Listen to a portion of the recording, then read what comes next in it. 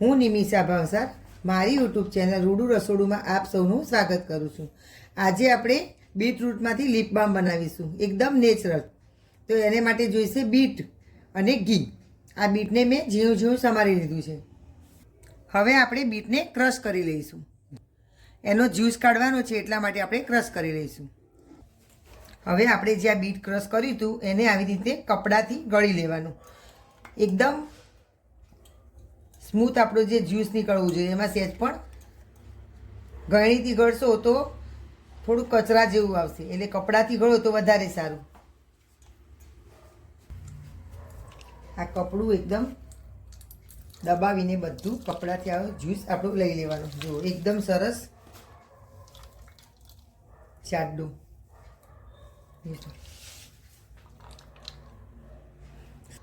આ આપણો જ્યુસ નીકળી ગયો. અને આ જે કૂચા હતા આનાથી તમે શાકમાં નાખો તો પણ શાકનો કલર સરસ આવશે. જો ભાજી પાઉંને એવું બનાવવાનું હોય તો આ નાખો તો. પછી આના પરોઠા પણ બનાવાય. અને આને સૂકવી અને પાવડર કરીને તમે મુખવાસ તરીકે પણ લઈ શકો. આમાં ફાઈબર બહુ જ હોય.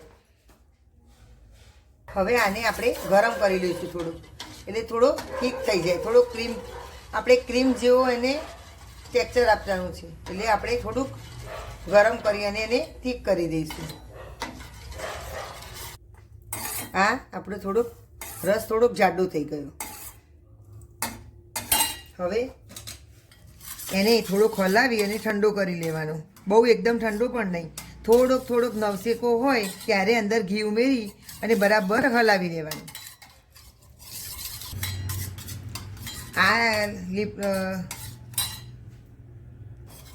આ લિપ બામ નેચરલ છે, તો શું નાની છોકરીઓ લગાવે, નાના છોકરાઓ, તો એને પણ કોઈ આડઅસર નહીં થાય.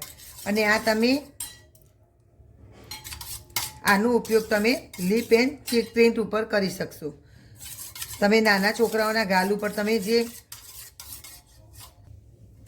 નાની છોકરીઓને મેકઅપ કરવો બહુ ગમતું હોય, તો તમે આને ગાલ ઉપર પણ તમે યુઝ કરશો તો એકદમ એના ગાલ નેચરલ યુઝ કર્યા હોય એવા સરસ લાગશે, જેવા.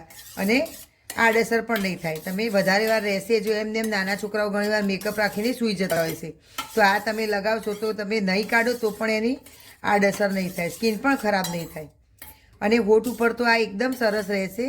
સવારે તમે કર્યું હોય તો આખો દિવસ તમારા હોઠ એકદમ સુવાળા અને પિંકી રહેશે, અને ફાટશે પણ નહીં. હવે આ ઠંડુ થઈ ગયું છે, તો આપણે ઘી મિક્સ કરીશું અને હવે આને બરાબર હલાવી લઈશું.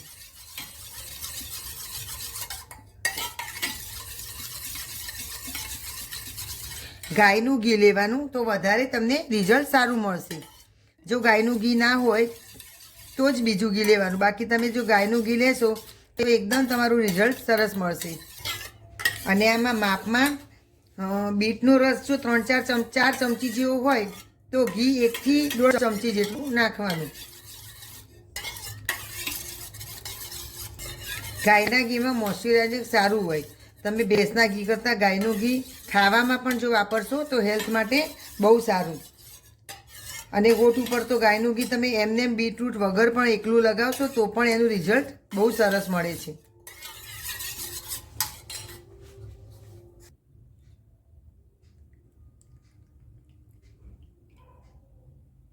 હવે આને આપણે ડબ્બીને બંધ કરી અને ફ્રીઝરમાં 1 કલાક માટે મૂકી દઈશું. આ આપણે બીટરૂટનો રસ છે ઉકાળ્યો હતો એ, અને ઘી મિક્સ કર્યું, અને ઘી અને બે મિક્સ કરી અને ફરીથી સહેજ 1 થી 2 મિનિટ માટે ગરમ કરી લેવાનું. એટલે શું, ઘી અને બીટરૂટનો રસ એકદમ મિક્સ થઈ જશે. જો તમે ઠંડુ કરી અને ઘી મિક્સ કરશો તો એકદમ સરસ ક્રીમ જેવું નહીં થાય. એટલે ખાસ ધ્યાન રાખજો. એ બે ભેગું કર્યા પછી ગેસ ઉપર ચાલુ રાખી અને 1 થી 2 મિનિટ ખાલી હલાવી લેવાનું. જે પાણીનો ભાગ બળી જશે અને આવું સરસ મિક્સ થઈ જશે, જો થિકનેસ. હવે આને આપણે અડધો કલાક માટે ફ્રીઝરમાં મૂકી દઈશું, એટલે એકદમ સરસ આપણું લિપ ગ્લોસ તૈયાર થઈ જશે. આ આપણું લિપ બામ તૈયાર.